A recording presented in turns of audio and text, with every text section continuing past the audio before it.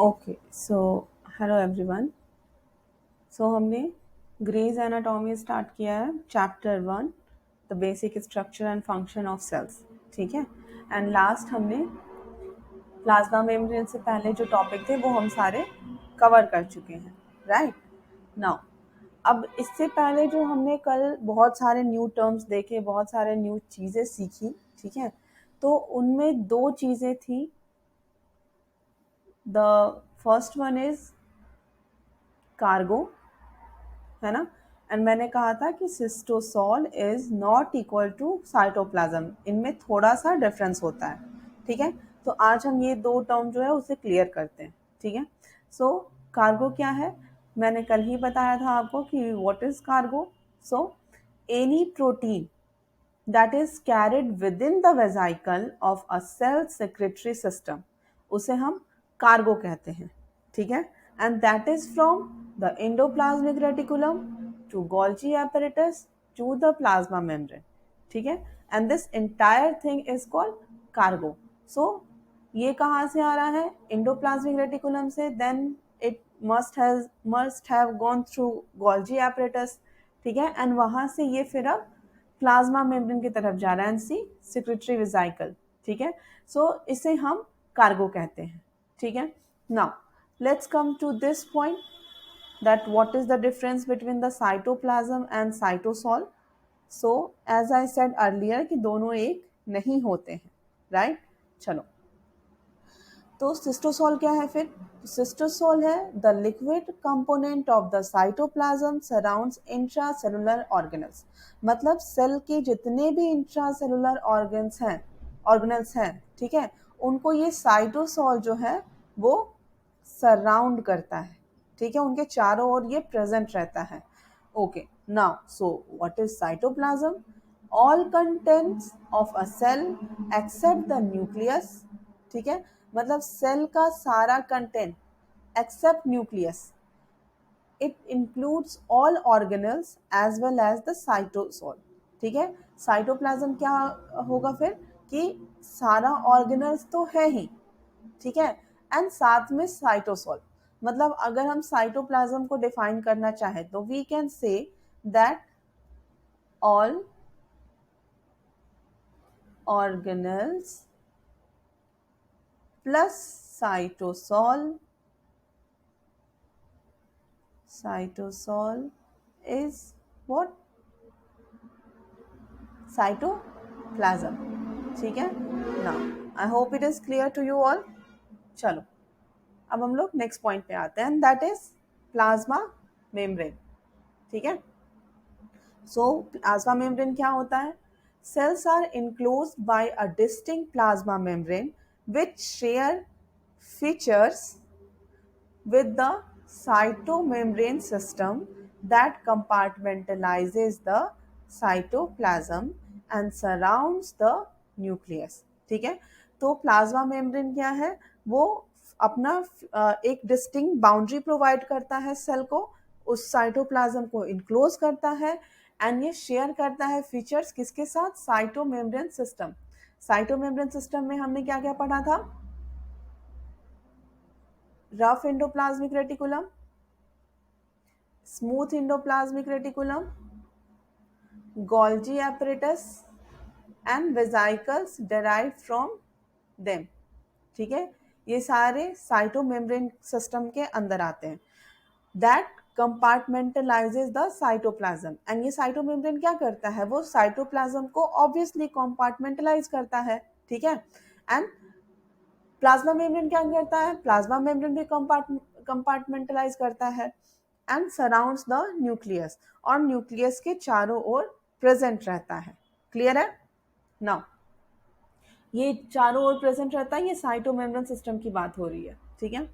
All membranes are composed of lipid, जितने भी membranes हैं सारे कंपोज्ड हैं लिपिड से, किसके बने हुए हैं, लिपिड से, and mainly phospholipids, cholesterol and glycolipids, ठीक है।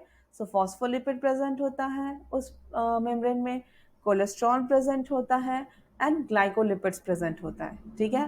And proteins in approximately equal ratio, और प्रोटीन भी प्रेजेंट होता है। तो अगर हम प्लाज्मा मेम्ब्रेन का कंपोजिशन का बात करें तो उसमें फॉस्फोलिपिड भी आएगा, कोलेस्ट्रॉल भी आएगा, ग्लाइकोलिपिड्स भी आएगा एंड प्रोटीन भी आएगा, जो कि इक्वल रेशियो में, अप्रोक्सीमेटली इक्वल रेशियो में प्रेजेंट होता है।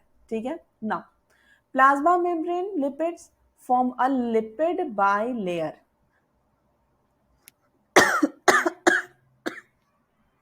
Sorry.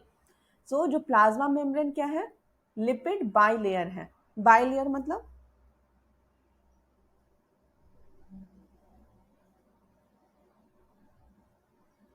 this is one layer, this is one lipid layer,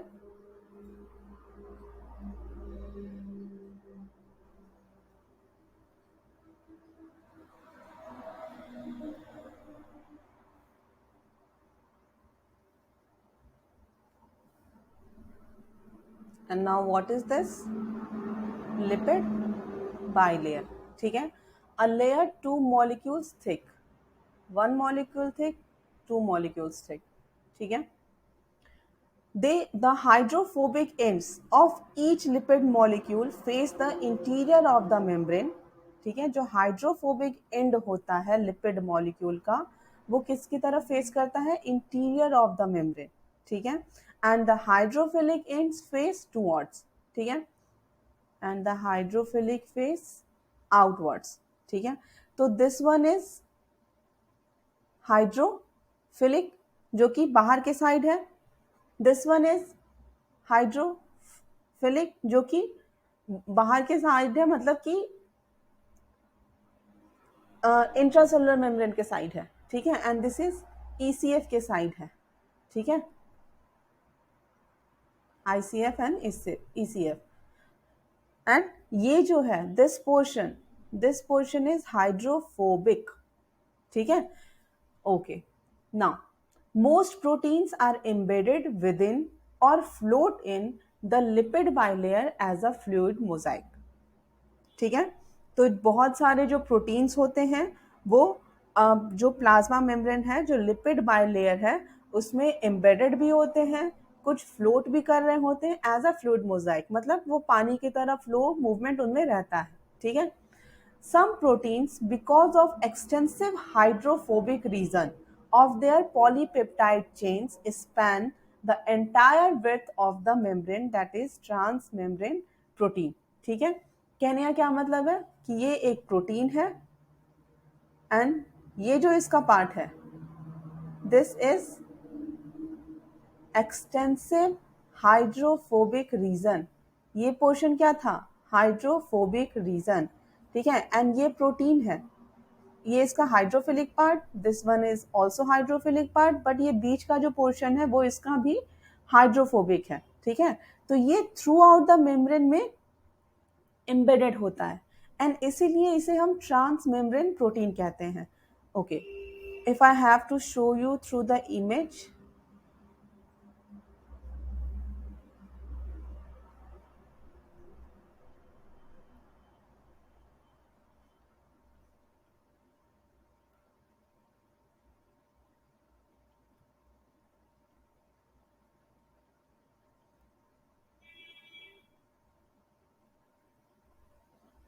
now look at this, this is transmembrane protein and इसका ये हाइड्रोफोबिक रीजन है। This one is hydrophilic part, this one is hydrophilic part, but this one is hydrophobic part. And lipid by layer का ये layer जो है वो भी क्या है, हाइड्रोफोबिक। क्लियर है।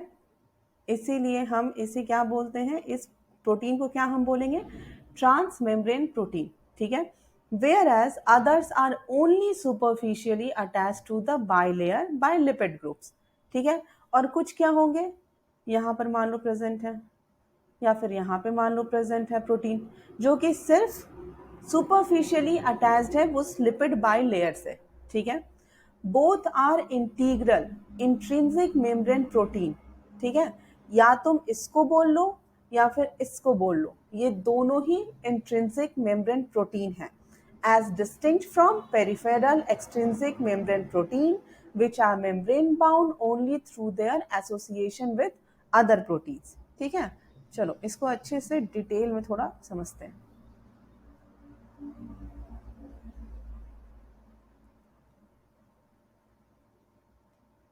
Just a minute, let me open a new slide.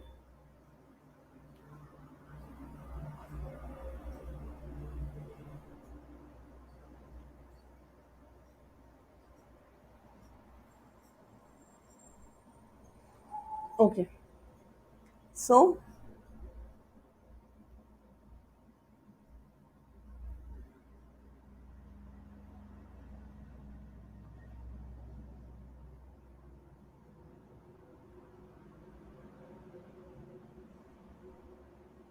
ये क्या है? This is lipid by layer, ठीक है। एक प्रोटीन इसमें क्या है? ट्रांस मेम्ब्रेन प्रोटीन, जो कि थ्रू आउट मेम्ब्रेन में एम्बेडेड होगा, ठीक है।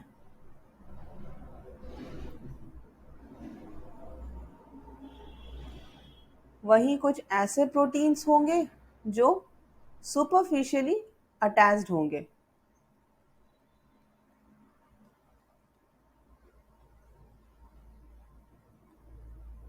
ये लिपिड बाइलेयर हो गया, एंड कुछ प्रोटीन यहाँ अटैच्ड हैं, कुछ प्रोटीन यहाँ अटैच्ड हैं, ठीक है। तो this protein and this protein और दिस प्रोटीन, इनको हम क्या बोल रहे हैं? इनको हम बोल रहे हैं इंट्रिंसिक मेम्ब्रेन प्रोटीन, ठीक है। अब अगर हम एक इंट्रिंसिक वर्ड यूज कर रहे हैं तो देयर मे बी एक एक्सट्रिंसिक भी वर्ड यूज होगा, ठीक है। तो then what is extrinsic protein? अगर हम एक्सट्रिंसिक प्रोटीन की बात करें तो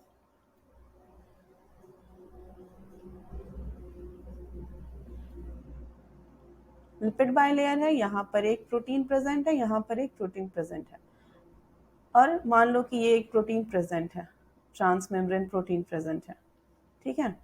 now so what is extrinsic protein? अगर हम एक्सट्रिंसिक प्रोटीन की बात करें, सो अगर ये एक प्रोटीन है एंड यहाँ पर एक प्रोटीन अटैच्ड है, मतलब protein is attached to another protein.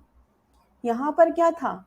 This protein is attached to lipid bilayer, throughout the lipid bilayer it is present, ठीक है।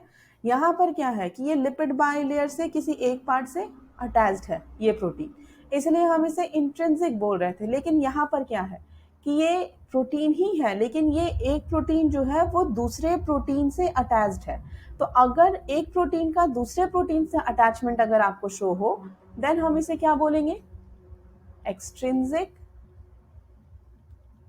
membrane protein. I hope it is clear to you all. चलो अब figure देख के easily इसको समझ लेते हैं, ठीक है। नाउ सी दिस, ये क्या है? एक कंप्लीट ट्रांसमेम्ब्रेन प्रोटीन है ना।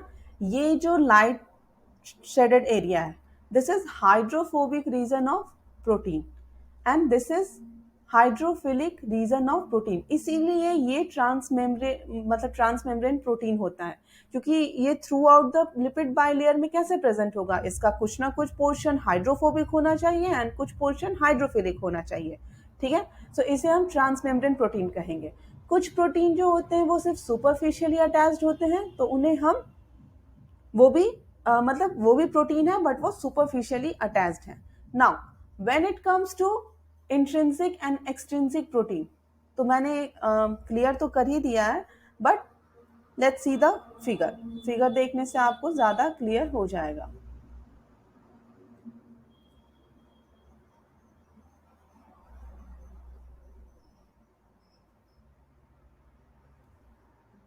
Now look at this picture, ठीक है। ये क्या है? एक प्रोटीन है। ये क्या है? एक प्रोटीन है।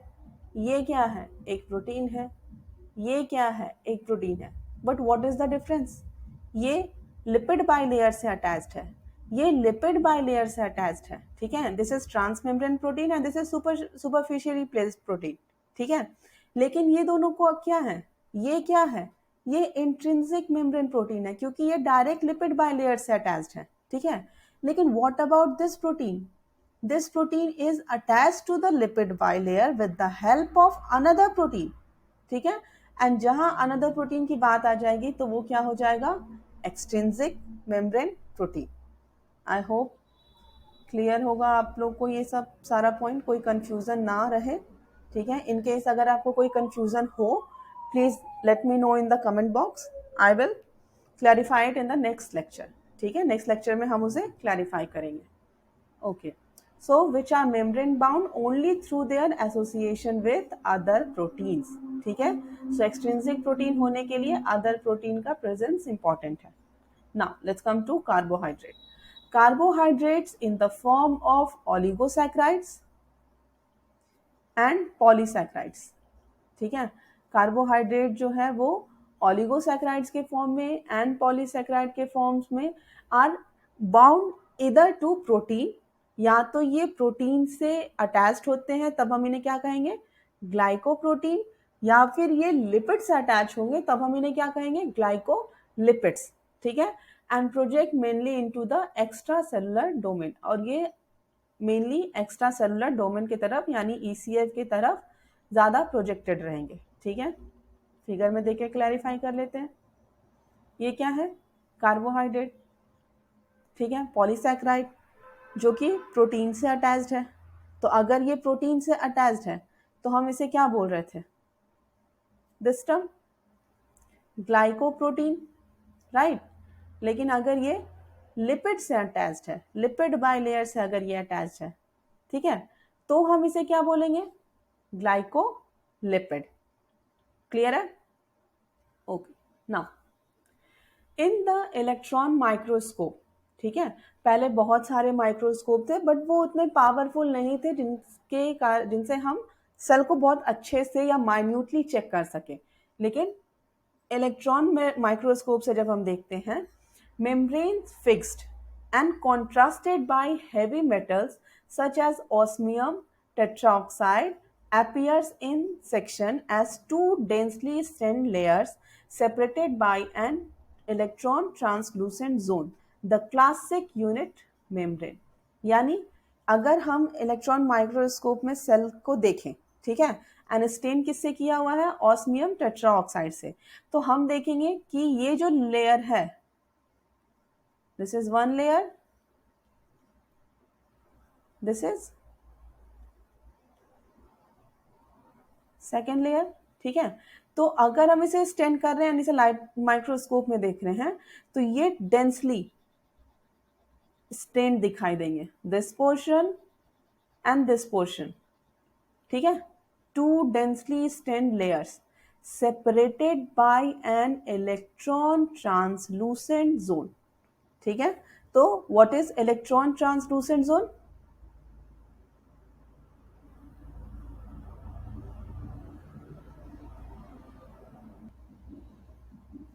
okay, sorry for the disturbance, so we were talking about electron translucent zone। तो अब इलेक्ट्रॉन ट्रांसलूसेंट जोन क्या हुआ, ओके, पहले ये देखते हैं कि इलेक्ट्रॉन माइक्रोस्कोप के अंदर अगर हम इसे देख रहे हैं और हम इसे स्टेन कर रहे हैं ऑस्मियम टेट्राऑक्साइड से जो एक हैवी मेटल है, ठीक है, तो हमें टू डेंसली स्टेन लेयर दिख रहा है, ठीक है, separated by an electron translucent zone. तो now let's see electron translucent का मतलब क्या हुआ। Okay, now as you can see here, electron translucent substance have a lower concentration of what, electron, ठीक है, and making them appear brighter in imaging techniques, they often have lower densities and are less reactive compared to electron dense materials। okay, basically हमें यहाँ समझना ये है कि जो lipid bilayer है, ठीक है, इसे अगर हम ऑस्मियम टेट्राऑक्साइड से स्टेन करते हैं तो इसका जो दोनों लेयर है वो हमें कैसा दिखाई देगा, हेवीली स्टेन, ठीक है, यानी ये पूरा कलर दिखाई देगा, this portion and also this portion. लेकिन इनके बीच में एक जगह होगा जो कि थोड़ा ब्राइट अपीयरेंस शो करेगा, और या फिर हम ये कहें कि ये इलेक्ट्रॉन ट्रांसलूसेंट जोन होगा, मतलब यहाँ पर इलेक्ट्रॉन प्रेजेंट ही नहीं होगा, ठीक है, और कह सकते हैं कि lower concentration of electron present होगा, ठीक है। तो नाउ आई होप आपको इलेक्ट्रॉन ट्रांसलूसेंट का मतलब समझ में आ गया, क्या होगा ये, lower concentration of electrons. Clear है? चलो, now so the total thickness of each layer is 7.5 nanometer. So this is 7.5 nanometer, this is 7.5 nanometer, and अगर हम दोनों को जोड़ दें तो 15 nanometer हो जाएगा. So the overall thickness of the plasma membrane is typically 15 nanometer. ठीक है? Now अब एक important term क्या use हो रहा है? Freeze, fracture, cleavage. ठीक है? So freeze, fracture, cleavage क्या हुआ? इसे हम चेक करते हैं.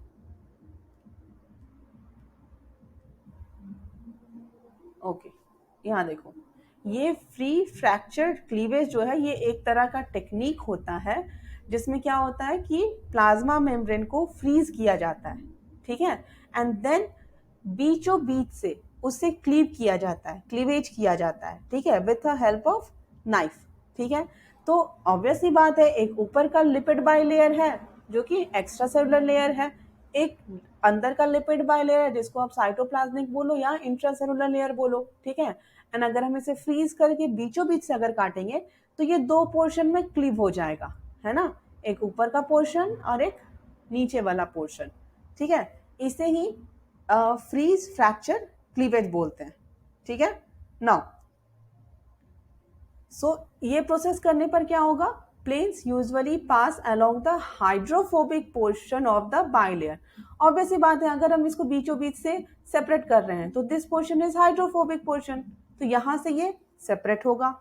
Where the hydrophobic tails of phospholipids meet. इनका जो हाइड्रोफोबिक टेल है वो दिस पोर्शन यहाँ पर मिल रहा है. And split the bilayer into 2 leaflets. And ये एक लीफलेट बन जाएगा, ये दूसरा लीफलेट बन जाएगा. ठीक है? Each leaflet, each cleaved leaflet has a surface and a face. ठीक है? इसे हम फिर एग्जांपल से समझते हैं. ओके, देखो, सो ये प्लाज्मा मेम्ब्रेन था, इसे फ्रीज फ्रैक्चर क्लीवेज के मेथड से क्या किया गया? सेपरेट किया गया. ठीक है? ये क्या था? एक्स्ट्रा सेलुलर स्पेस था यहाँ पर, ये प्रोटोप्लाज्म होगा. ठीक है? सो यहाँ पर हमें क्या दिख रहा है? इसे क्लीव किया गया तो एक ये पोर्शन बन गया एंड एक ये पोर्शन बन गया. ठीक है? तो एक इसका सरफेस हो गया, ई सरफेस, एक्स्ट्रा सेलुलर सरफेस. ठीक है? एंड इसका एक प्रोटोप्लाज्मिक सरफेस बन गया. ठीक है? सरफेस की बात हो रही है, राइट? और एक इसका जो यहाँ का पोर्शन बनेगा उसे हम क्या बोल रहे हैं? Extra cellular face. ठीक है? ऊपर वाले पोर्शन को सरफेस, ऊपर वाले पोर्शन को सरफेस, एंड बीच वाला जो पोर्शन है इसे हम बोल रहे हैं फेस. तो this is extra cellular face. तो ये फिर क्या बन जाएगा? ये कौन सा फेस बनेगा? This is PF, that is protoplasmic face, right?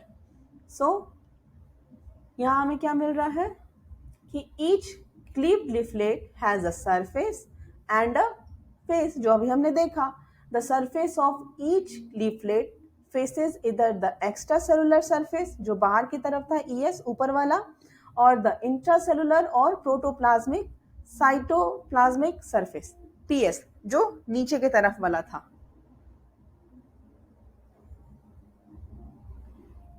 ये ES and this is PS. ठीक है?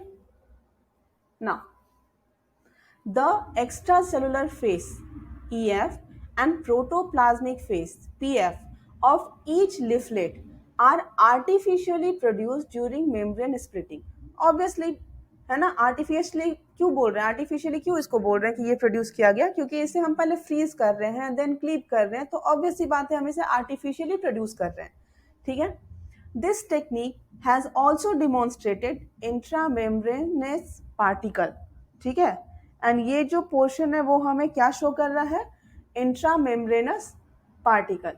Okay, now give me a second.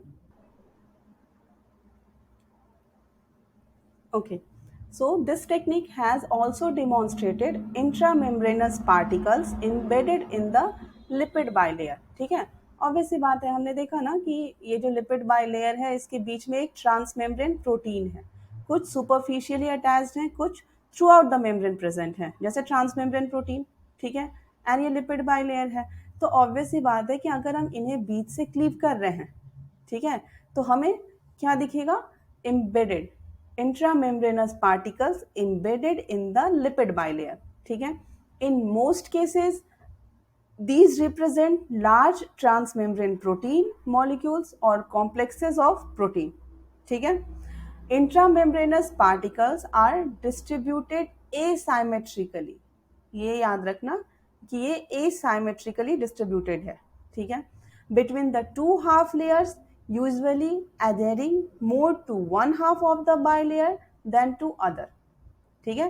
अब हम इसे अगर क्लीव कर रहे हैं फ्रीज करके, ठीक है, तो अगर हम यहाँ से इसे उखाड़ना शुरू करें, बेसिकली क्लीव मीन्स क्या, उसे उखाड़ना अगर शुरू करें, तो हो सकता है कि दिस एम्बेडेड पार्टिकल हो सकता है कि ऊपर वाले पार्ट में अधेड हो या फिर नीचे वाले पार्ट में ये अधेड हो, ठीक है। सो in plasma membrane the intracellular leaflets carry most particles, so ये जो intracellular leaflet है वो ज़्यादा particles यानी ये प्रोटीन ज़्यादा कैरी करते हैं, ठीक है। in plasma membrane the intracellular leaflet carries most particles seen on its face, pf side में दिखेगा, where they have been identified. Clusters of particles usually represent channels for transmembrane passage of ions or molecules between adjacent cells, जिन्हें हम gap junction बोलते हैं, ठीक है। So basically कहने का क्या मतलब हुआ कि जब हम इसे क्लीव कर रहे हैं तो हमें एक EF एक्स्ट्रा सेलुलर फेस दिख रहा है एंड दिस इज PF, इसकी बात हो रही थी, ठीक है। तो ये जो ट्रांसमेम्ब्रेन प्रोटीन है ये क्लीव होने के बाद नीचे के पोर्शन में ज़्यादा हमें दिख रहा है, यानी ये PF वाले फेस पर ज़्यादा है ना, ज़्यादा शो हो रहा है, ठीक है। In plasma membranes the intracellular leaflet carry most particles, ठीक है, इंट्रासेलुलर लीफलेट जो है seen on its face the PF, ठीक है, where they have been identified. Clusters of particles usually represent channels for the transmembrane passage of ions or molecules between adjacent cells. तो ये जो membranes है, protein है, वो बेसिकली क्या है, ये एक चैनल प्रोवाइड कर रहे हैं ट्रांसमेम्ब्रेन पैसेज के लिए, किसका, आयंस और मॉलिक्यूल्स का बिटवीन द एडजेसेंट सेल्स और गैप जंक्शंस, ठीक है। Now biophysical measurement show the lipid bilayer to be highly fluid. हमने फ्लूइड मोजाइक वर्ड्स पढ़ा था, ठीक है, वही मतलब है इसका कि हाईली फ्लूइड होता है lipid bilayer, allowing diffusion in plane of the membrane, और ये डिफ्यूजन को अलाउ करता है in the plane of membrane.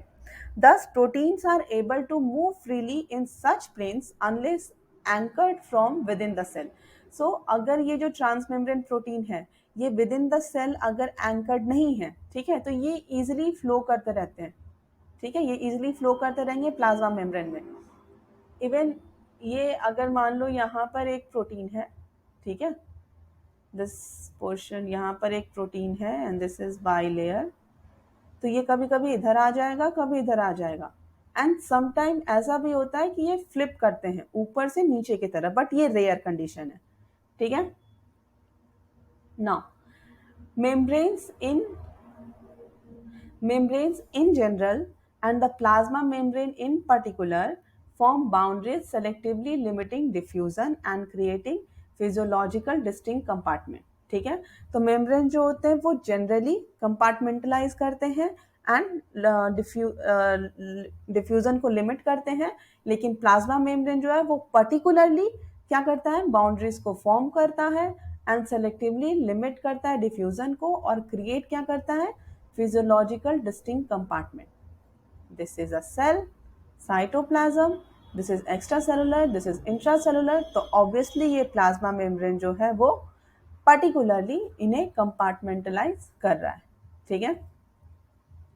Now, lipid bilayers are impermeable to hydrophilic solutes and ions, and so membranes actively control the passage of ions and small organic molecules such as nutrients, though the activity of the membrane transport protein.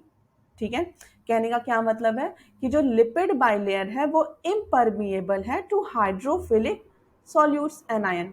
क्यों? क्योंकि this one is hydrophilic portion but this one is hydrophobic portion, sorry.